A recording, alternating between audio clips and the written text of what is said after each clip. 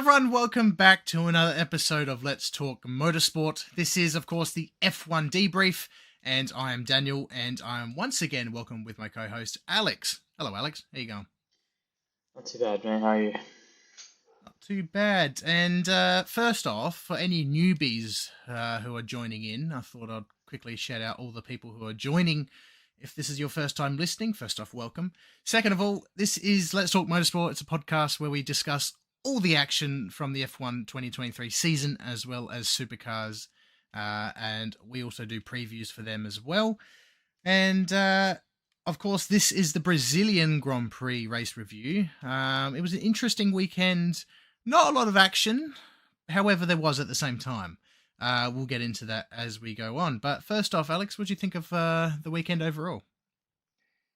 Yes, first of all, before we get into that, I just want to add to the intro you just did. We're not professional either, as we discovered last week. We discovered that last week. We are not professional at all. We just chat. Motorsport.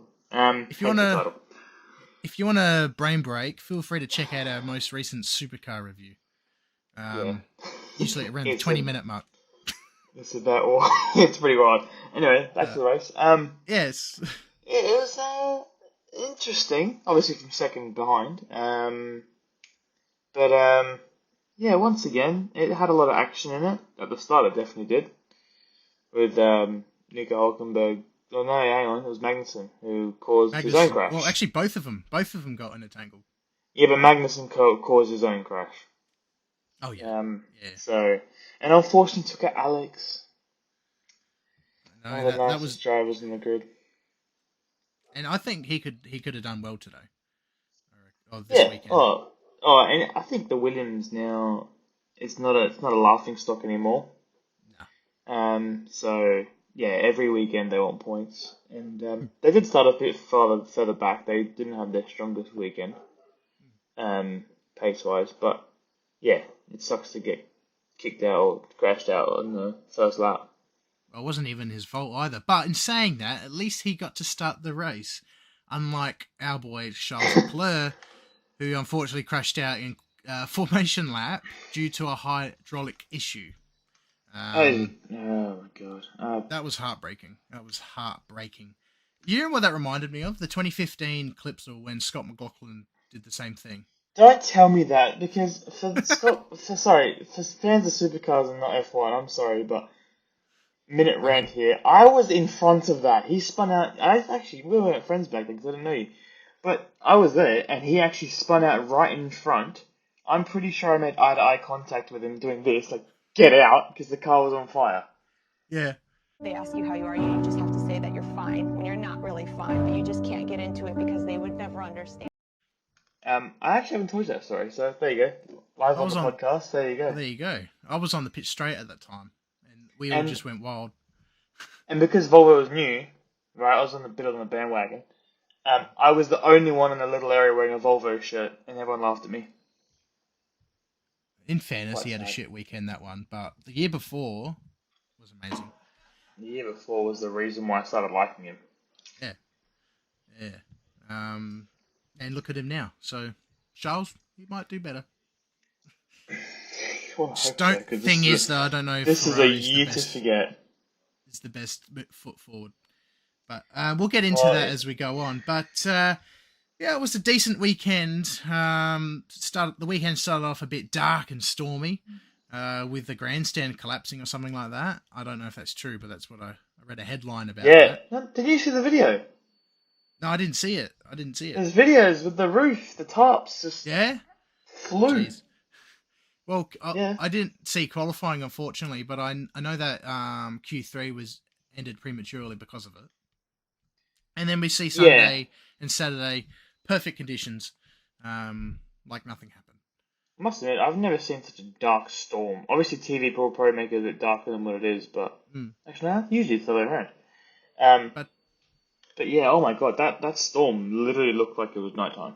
Well, Alonso even said he thought it was nighttime. It was like, it's a night race. It was pretty dark. I'm down for that, by the way. Hey? Night race. I'm down for that, night race in Brazil. Yeah, well, we almost had it. Yeah, true. But Of course, we had a sprint race weekend this time around. This is the last one of the year. We'll quickly just brief over that with the results and whatnot before we get into the big one, of course. Let me get to my notes.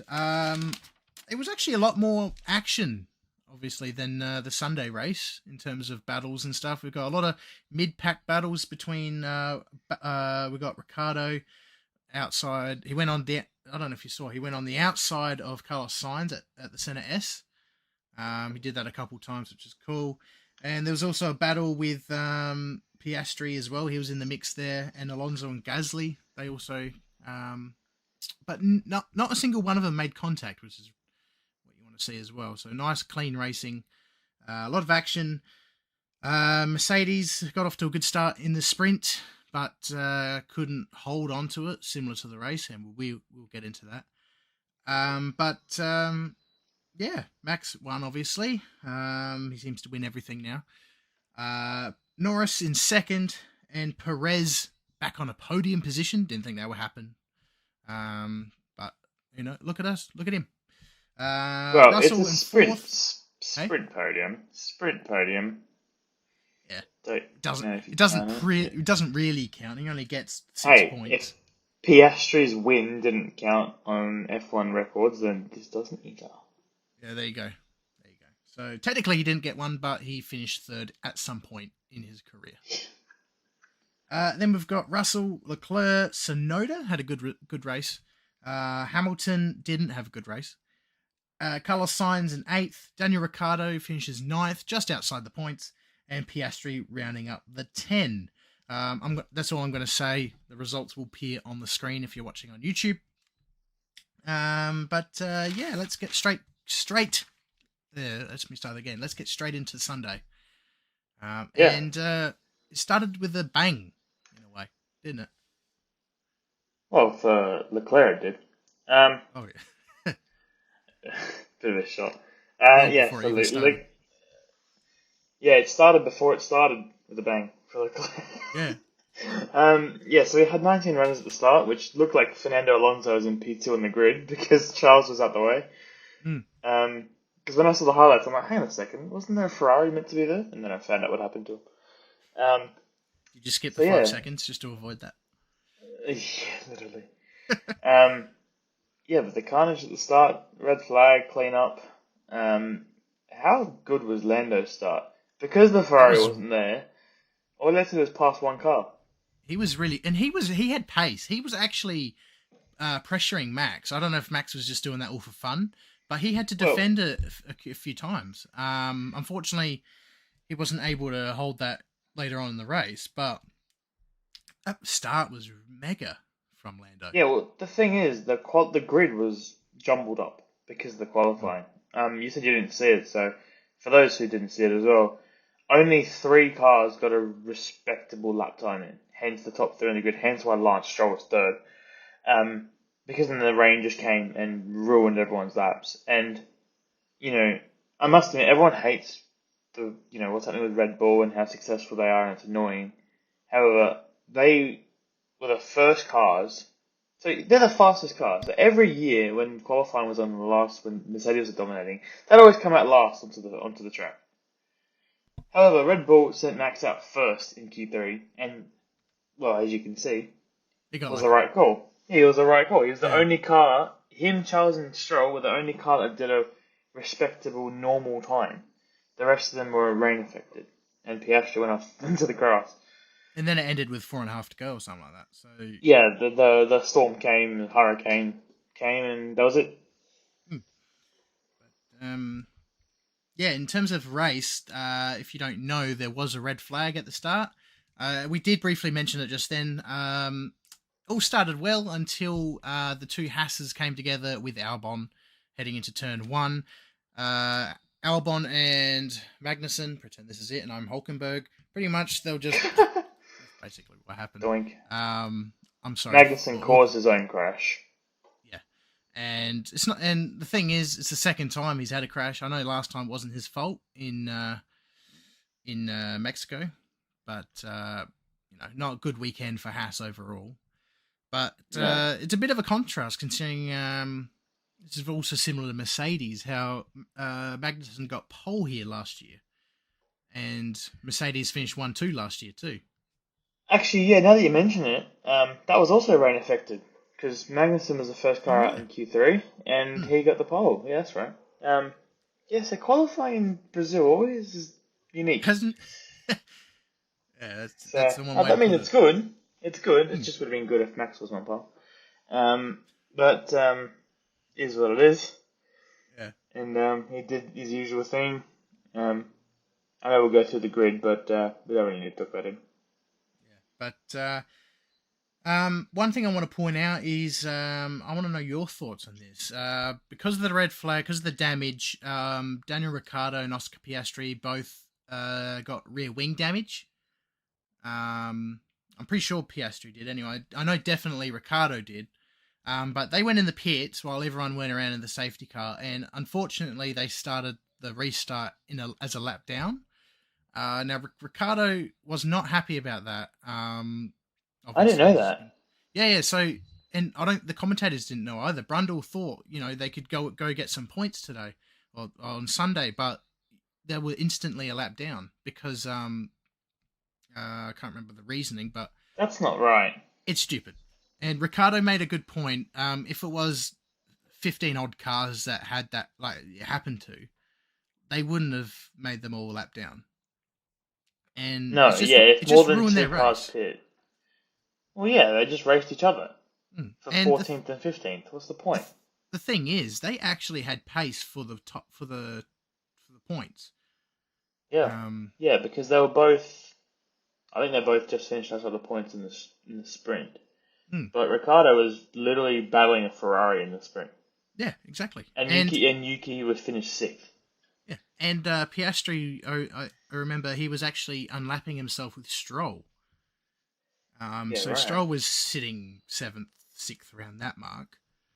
So if it wasn't for that rule, now it's an old rule. It's like thing is with Formula One, they are very traditional with their rules. Like I said, for example, when Sargent crashed out in qualifying in Japan, he had to ask permission from FIA. That's an old Formula One rule back when there was 30 plus cars entering and only a certain amount can compete. It's a similar thing like this. I feel like they just need to really change that because, they were just innocent bystanders. They didn't do anything wrong, and unfortunately, they were punished. I don't like that. I hope they fix it over the off season. That's it. But hopefully they can fix that in the future, maybe for the next time there's a red flag or so. But in terms of action, after that, nothing really happened. There was a couple battles here and there. There was a lot of tyre deg for certain cars. But then the race literally came alive when Alonso and Perez were at each other for the last 20 odd laps, especially the end. Do you know the gap between the end? Between the two? 0.053. Yeah, it's insane. That was a sick It's literally, battle. I think it was just a wing. Yeah, not even. There's a picture on them crossing the line, and it's the length of the front wing. Yeah, so if you haven't seen that, if you're not gonna watch the highlights, at least watch that last lap battle. That was intense. Or last 2 laps. Do you know what's interesting, actually? If they had... Because I don't know if you noticed, but the start line in Brazil isn't the finish line. No, it's a bit... The finish line's a bit further back. Yeah. Which I've never understood, personally. I've never understood that. And people on Facebook, or even just social media in general, they were like... There was photos of Perez in front, and they're like, why is he coming up 4th? Because it was the second line. Yeah. It was a bit complicated. So that's how little of a gap it was. If it was literally 3 meters up the road, he would have come 3rd. Oh yeah, and you could see. I honestly thought that Perez actually got ahead of him at the end there. So did I. Yeah. But even the commentators, I reckon, even thought that. They went over the timing screen because. I think that was before they looked at it. Yeah, it was very. Oh my god. And all the memes with the cars came on. Yeah. That's exactly it, though, isn't it? Well, it's almost exactly identical, yeah. I'm going to pop that on the screen. But other than that, it was a bit of an average race, unfortunately. It's an ordinary Formula One race. Well, in 2023, yeah, Max just took off. No one saw him at all, and some other people fight for a podium. He got an insane start in the restart. He just bolted. Lando couldn't even keep up very well. But without further ado, let's get straight into the results. So Lando was P2. Lando was P2. He did very well at running at the top. I enjoy position, watching F1 from P2. Yeah. Oh yeah, it's good to see McLaren at the top end, the very top. I really hope there's 2 more opportunities. They have to have a win. Well, I hope they finish. I hope they win the last round. That'll be cool. Just to go into the final race and be like, we finally beat Max. Look, as much as I would love a McLaren win, especially an Orlando win. He deserves it more than anyone at this point. Yeah. I just find it very hard to beat Max. If he can get a good start, because lately, last few Grand Prix, if he gets a good start, he's gone. But the thing is, Vegas, no one's raced there before, but disappeared. No, come back.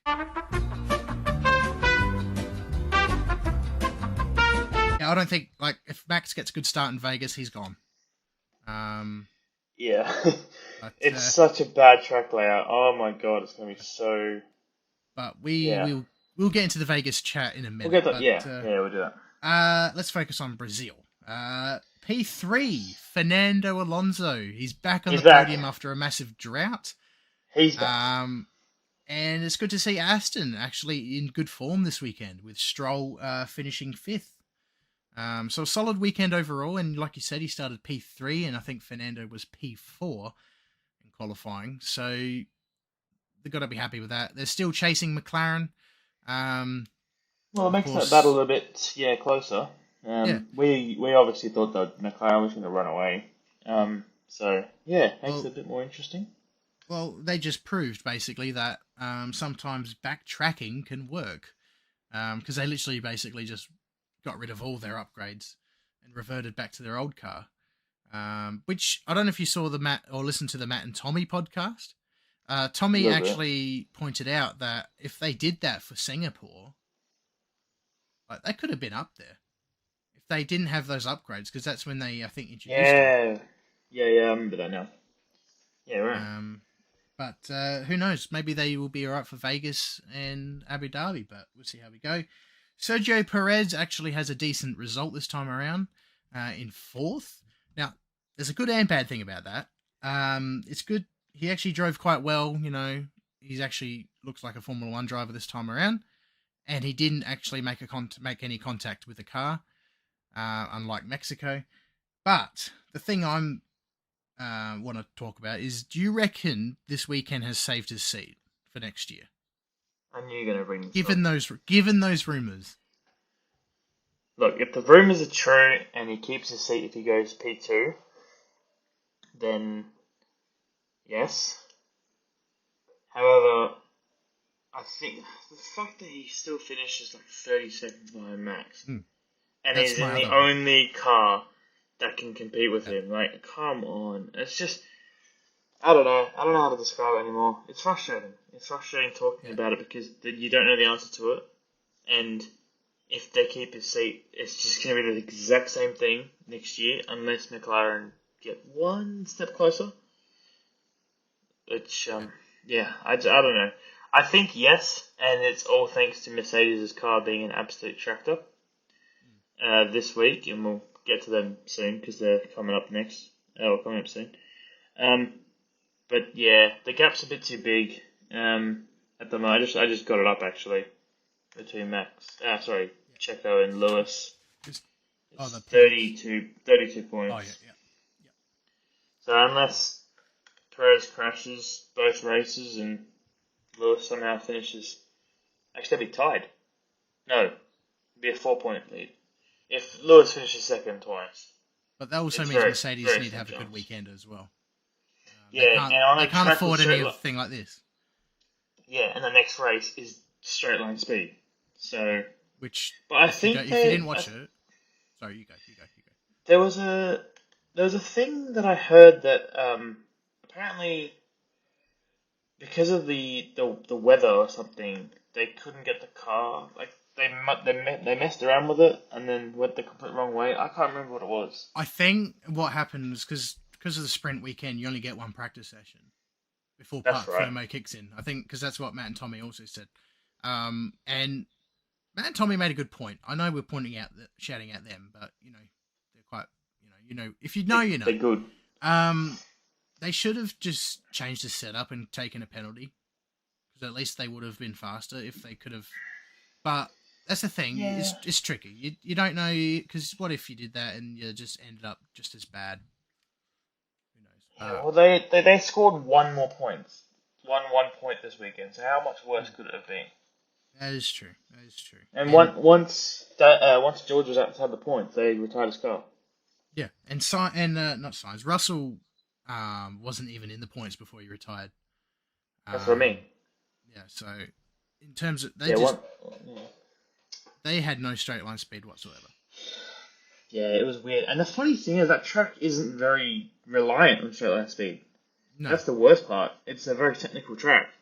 So they better fix it before Vegas, because they're going to get absolutely swamped. Oh yeah, for sure. It's actually amazing how two different tracks like Mexico, like they had amazing straight line speed. They were good. They were fantastic. Yeah. And then we go to Brazil. Right. But we'll get into them very, very, very shortly. But fifth place, we already mentioned Lance Stroll, and then Carlos Sainz in sixth, the one and only Ferrari in the race after Leclerc's disaster of a start. He's unlucky, man. He needs like something to turn his luck around. Well, it's unfortunate as well because his qualifying pace is really good. Yeah, I was excited to see how he'll go. Yeah, I don't get it because he's been on the front row in the last two races.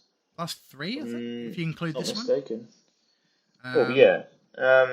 But yeah, I don't know, man. He's right. This is the worst season of his career. One to forget for sure. Oh, for sure. And I think he just needs to go back to 2019. Was it 2019 when the car was good?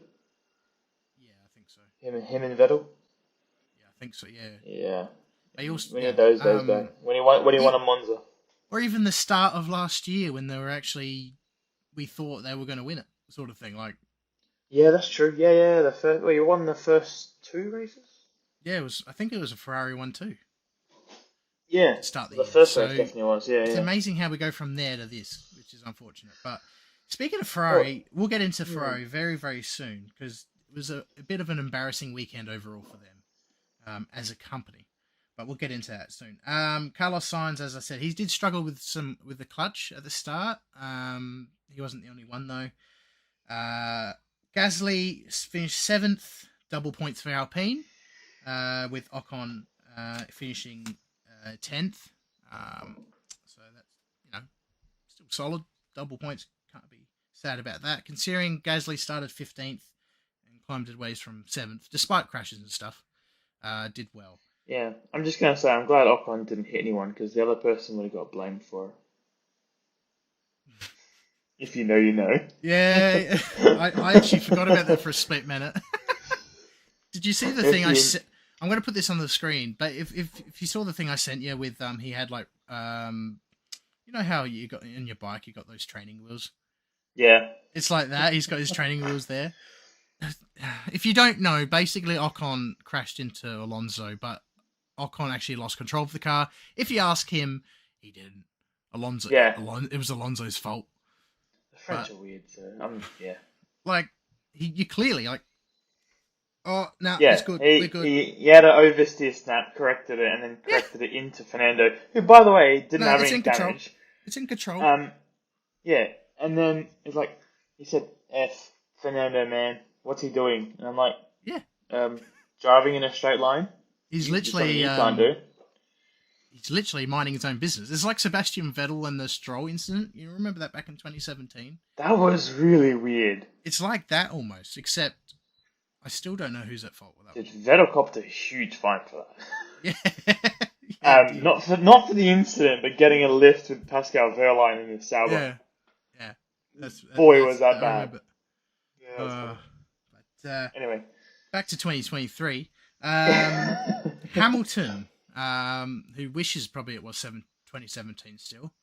Yeah. He had an average race, a very average race. The car pace was not good, as we mentioned. Just a difficult weekend overall for them. Yuki Tsunoda, though, he did really well considering he started 16th, climbed his way up to 9th. He had a little slide as well. Well, yeah, lately he's been showing a lot of pace because Mexico he had the same pace and had that incident with Oscar. Yeah. Till the end, definitely could have got points then. So he's improving. Maybe he's trying to buy for a spot in the Red Bull. Just saying. He's definitely ever since Liam Lawson left, he's definitely gotten better in my opinion in terms of pace and performance. And I reckon AlphaTauri could have gotten double points this weekend if it wasn't for that one lap behind drama with Ricciardo. Yeah, definitely agreed. Here's actually a decent result, which I'm actually positive about, but he wasn't. He didn't feel he wasn't too pleased. Logan Sargent finished 11th. Decent result, even though there are 14 finishes. 11th, just outside the points. For him, that's pretty good. But like I said, he wasn't very happy and he had high tyre deg. But Albon should have gotten points at least. Yeah, if he had a chance. Yeah, like I said before, Williams aren't. They're not a joke anymore, and they can get points. Probably from 7th down consistently. So they've improved massively this year. And Logan was pretty unlucky to finish 11th. That's the worst place to finish. And look, I don't know, but ever since all the words about Liam Lawson possibly coming in next year to replace him, he's improved. I must admit, he got lucky in the USA when the two Lewis and Charles got disqualified, that he got points. Not the probably way you'd want to do it. However, it's points, and I don't know. Things have been turning around for him since then a little bit. I still don't think that he's deserving of the seat. However, he has improved since. Yeah, I'm very curious to see how he goes in these next 2 races. If he can keep that up, maybe he might even get in the points. Who knows? But James Vowles loves him, so yeah, I honestly think he'll stay. I reckon what's helped as well is the fact that Perez has sort of putting Sargent off pressure a bit in terms of media, because originally back in Japan we were like, oh, Sargent shouldn't be in Formula 1. Who's going to replace him? Now it's all about Perez, who's going to be replacing him. So the media is sort of off his back for a bit.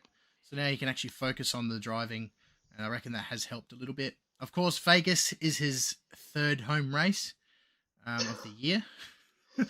Something you don't say every day. Yeah, that's it. So, he might have that home like push motivation, but we'll see how we go. P12, Nico Hulkenberg, just another weekend for Haas. They always finish 12th. Yeah. Don't expect any higher for Haas, unfortunately, this year. 13th, Daniel Ricciardo. Again, he was robbed, in my opinion, with the whole lap down thing. But he was saying he was actually, excuse language, but he was shit scared in the rear wheel. Like, apparently he closed his eyes or something because he didn't know where that rear wheel was going to go. That's fair. It's kind of like one of those Craig Lowndes at the mountain moments. Yeah. You don't know where the wheel's going to go. You just kind of... Yeah, he thought it was going to hit his head, but it hit the rear wing instead. Like back the halo would have protected him. Hey? Oh yeah, but it still would have been shit scary. Like you see a big object coming towards you. But Anyway, he pitted during that red flag, got repaired and all that, and he was very strong. And I really wish he could have gotten points. But it excites me because he's had 2 good weekends now, technically in terms of pace. So I'm excited to see how he does next in Vegas. And he'll be vibing that. He loves America, so he'll be enjoying. You know what? I reckon that might surprise us in Vegas. I hope so. They had a lot of straight line speed in Mexico, and this track's gonna be all about straight line speed. What I think, we'll get to it later. I'll mention after. Oh yeah. Unless you want to talk about that quickly now. Well, how many have we got left? Well, we've got. We'll just breathe through it and then we can get straight into that. Well, there's only one more finisher left. Yeah. Yeah. So we got Piastri, who's. For my notes, I've written same as Ricardo. He had pace, should have been in points, but same thing happened. Both Aussies got screwed. That's it. Now we run quickly through the DNFs.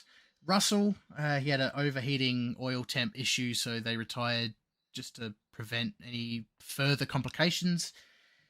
Bottas and Zhou Guanyu, double DNF for Alfa Romeo, unfortunately. Similar issue. I wasn't able to find out why, but I do have a theory, and we'll get into that.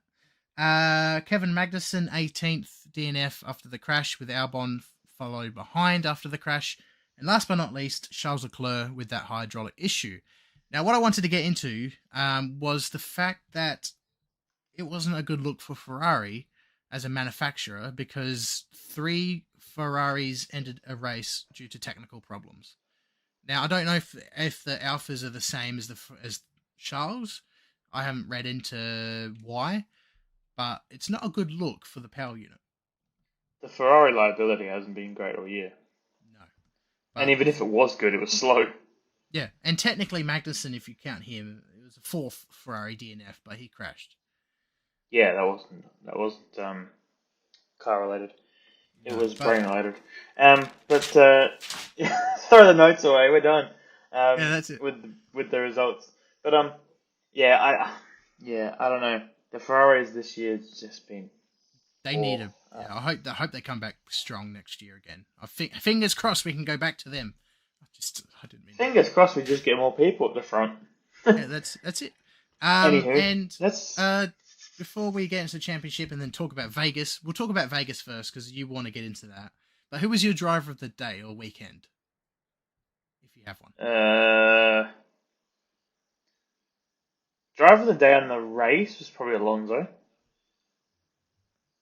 And over the whole weekend, probably Alonso again, to be honest. Because Gaston being a bad car the second half of the year. So, yeah, why not? Give it to Alonso. Yeah, I was going to pick Lando Norris for winning the Brazilian Grand Prix in the Formula 1.5 championship. But I'm going to have to give it to Fernando Alonso after putting on a good show for the finale there. And yeah, like you said, he's back on his old form again, like he started the year. So yeah, it's good to see him up there. But let's quickly talk about Vegas. You go for it. Let's go. Let's get into it. Well, do you remember at Monza, almost every year, but there was one year in particular, I can't remember the year, but I'm going to guess it was like 2017, 18, when they had the issue where everyone went out so late. Oh, yeah. None of them made the line. My God, that was chaos. You want to talk about a track with slipstream? Well, Vegas is for you. That can happen. Well, they did put the minimum lap time in as a rule, which I love. I love that rule. I don't know how it's adjudicated. Do you know about the rule? Sorry, I was coughing. Yeah, I know the rule. Yeah, you can't go slower than a certain amount of. Which is a great rule because after that disaster, which was a terrible look for F1, it looked like children were driving Formula 1 cars. It was embarrassing. It was terrible. And I actually said it. Like, I was sitting there, I'm like, are you guys going to make this? And no one mentioned anything in the commentary. I'm like, they're not going to make this, especially how slow they go. Anyway, this track is going to be slipstream central in qualifying, and it's going to be messy, very. And like I was about to say, I think that AlphaTauri could have a top 5 finisher. Just based on straight Top line 5. speed. Yeah, well, Ricardo qualified 4th in Mexico, Yeah, that's right? true. It was 1/10 behind Perez, and 2/10 or 3, no, sorry, in front of Perez, sorry, and 2 behind Max. And that was a track that has a lot of straight line speed, but the middle sector is very technical. And the middle sector is technical as well in Vegas, but I'd say the straights would overlook that difference. Because the Vegas track, I'm just gonna bring up the map as well. Vegas Very simple track map. compared to what we have, what like other tracks there is. Ah, Yeah, no, I agreed. Let me get the sectors because I want to know. I actually want to know where they finish and start. but while you do that, I have a feeling because Verstappen did say that the atmosphere is going to be incredible, but the racing probably won't, given the layout and stuff like that. And I have a feeling like qualifying is going to be epic with the slipstreaming, but the race is going to be no racing, pretty much. I don't want to say it. I hope there is action, but I have a feeling that's what could happen. It will be overhyped. And while you still searching it up, there's also a lot of controversy with the whole Vegas thing. And in my opinion, if you ask me, it's very similar to Supercars with their Newcastle drama. And I think this is going to be the one and only race in Vegas in Formula One, unfortunately. But if you haven't seen TikTok and all that stuff, the setup and preparation has been pretty much a disaster. With people who live in Vegas very unhappy with the way things have been going. They've gotten rid of a lot of stuff. Saw they drained a whole entire little pond thing just to put a grandstand or something like that. And Yeah, it was one of them. It wasn't just a little pond. It was one of the major hotels on the strip, which has literally got the fountain in it that everyone looks that's at. it. Yeah, And it's plus, now just empty. yeah, and the bridge overpass where you can see the big dome that the Vegas dome they have. They've actually covered that with some screen thing, which has caused a lot of problems over there as well in the lead up. I can't find any sector maps, so I'm just gonna guess. Yeah, so the track is very simple. It has 3 massively long straights. The second sector is technical, but nowhere near as much as Mexico. I was actually wrong. I thought it was more, but it's less. And the cars are just going to make this look so simple. It's just going to be ridiculous. Like I reckon full throttle, max, I was going to say max attack, max throttle. Well, I reckon it'll be almost 90%. Yeah. Like, it's ridiculous. So, Yeah, and back to what you were talking about with the disaster build. You're saying there was rumors as well that they might not even be finished. That's right. Yeah, we had some off air chat. Because you see the progression pictures, and unlike other street circuits, the pit building isn't temporary.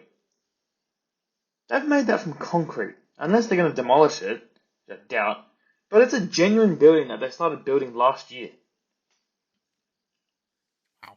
Yeah, I don't know if they're going to use it for something else when it's done, but that doesn't look like scaffolding to me. I haven't seen it personally myself. I got to have a look at it after, but it's a big job if it's just one weekend. If it's with concrete and all that, especially if the racing's going to be terrible.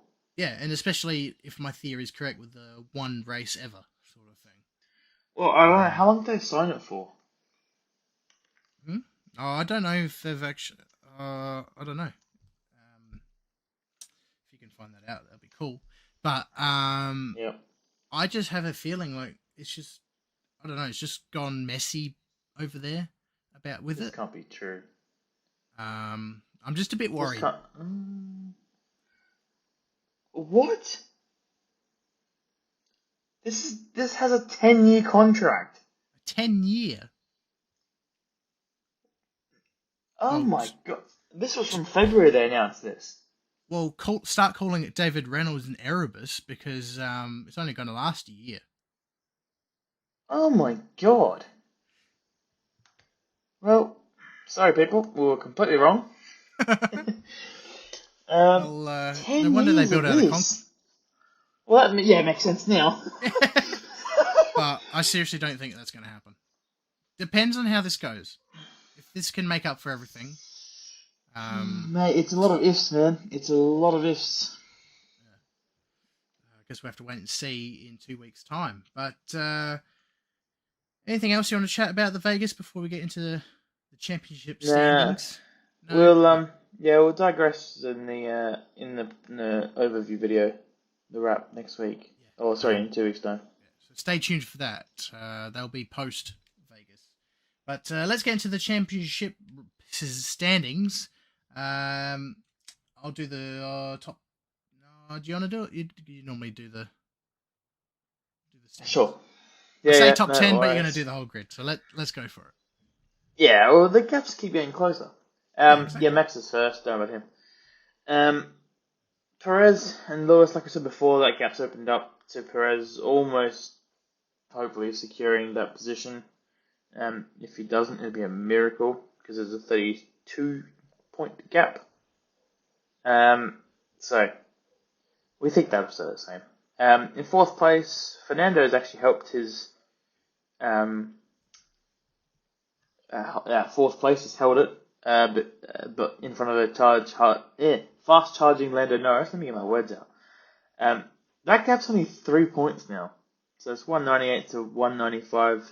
Fernando over Lando. That rhymes. And then another 3 points actually to Carlos Sainz.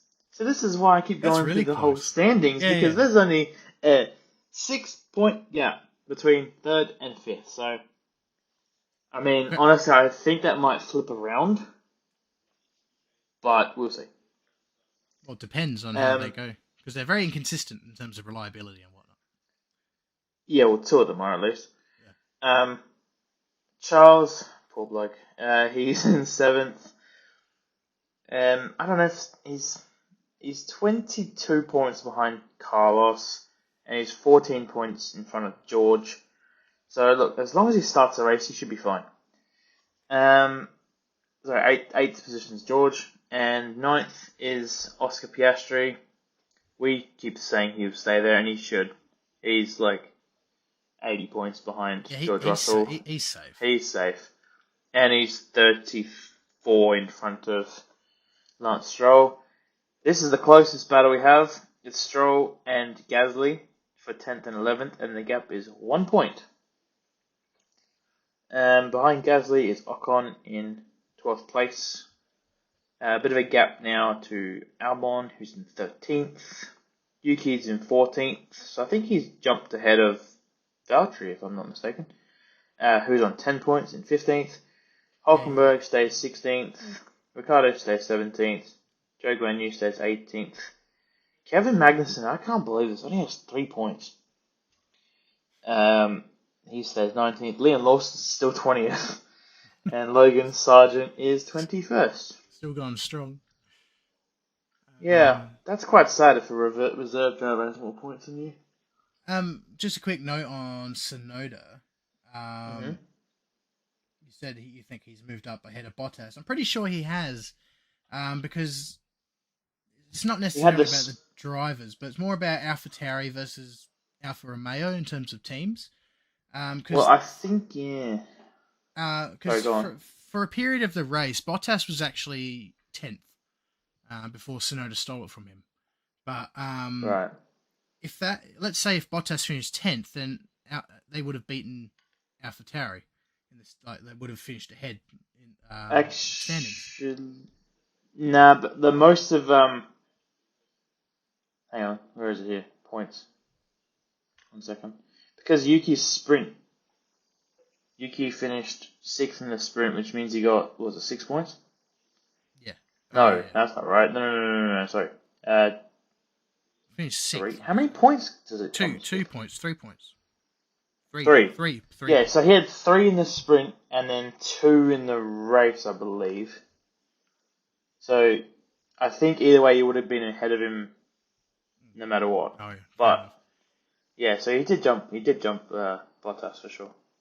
Anyway, constructors, you can do this. Yeah, so let's get straight into it. Red Bull once again ahead, 782 points. We've got Mercedes, which is, again, let's not even worry about the gap between them. Then we've 400 points. Let's ignore that. Holy crap! It's I don't know what you're talking about. Let's if I zoom out of inner, you can't actually see the points, so that's a bit better. 20 points though is Ferrari. Although they didn't really catch up too much, given there was only one car that finished between them. But McLaren is currently 4th still with 282 points. And we've got Aston, which have closed the gap ever so slightly. But if depends, they might not make it. I think McLaren are safe with the 4th position till the end of the year, I reckon. Yeah, agreed. Even if Aston have a good result, Lando's just on another level. He's the only one that can catch Max at the moment, so I have faith. Alpine is currently 6th with 108 points, then a pretty decent gap between 7th, which is Williams, and then AlphaTauri, which is only 7 points behind, so there is a high chance that AlphaTauri could finish 7th in the standings. They've made a late charge. Oh, yeah. 2 weeks ago, they were last. Pretty much. Actually, no, not pretty much. That's the truth. Yeah, well, I think last week, from all the points that Ricciardo scored, actually put them even with Alpha. Yeah, they put him in 8th, and that's what I mean. Like if Alpha had a good result opposed from AlphaTauri, Alpha could have finished the weekend leading the way, but AlphaTauri. Sorry, I get mixed up because they're both technically Alfa Romeo. Yeah. AlphaTauri has extended their lead with 21 points, and Alfa Romeo has 16. And then we've got Haas comfortably in last position with 12 points. I mean, it's only a 4-point gap, but they haven't scored points in a while. So no, that's it. And if they struggle on fast tracks, then I think they should just skip Vegas, really. That's it. But that's that's everything to chat about for the Brazilian Grand Prix. Any final thoughts before we get into plugs and wrapping all this up? No, I just hope Vegas is entertaining, because it's going to be a long 10 years apparently. Oh my god, yeah, probably. Yeah, I agree. Of course, by the way, speaking of that, it's not next weekend, it's the weekend after. So, of course, that means we will be having a week off, unless Smith isn't in Supercars next year. But we'll get into that if that happens. Recheck V8 Sleuth if you want to know what we're talking about. But, yeah, hopefully Vegas delivers. I still have a feeling, in my opinion, that qualifying would deliver, but the race will be quite disappointing. But I guess I hope I'm surprised. Well, we all hope we're wrong, but fingers crossed. That's again. what we're hearing. Not many drivers are excited about it. Well, if they have faith in that 10-year contract, concrete build, hopefully, yeah. Oh, the tickets are also mega expensive too, so let's not get into that. But yeah. So if you want to catch us, you can catch us on our social medias all here. Alex also has a pod on Spotify. Link is also in the description below if you want to check that out. And yeah, that's all from us. We'll see you in 2 weeks' time. Bye for now. Yeah.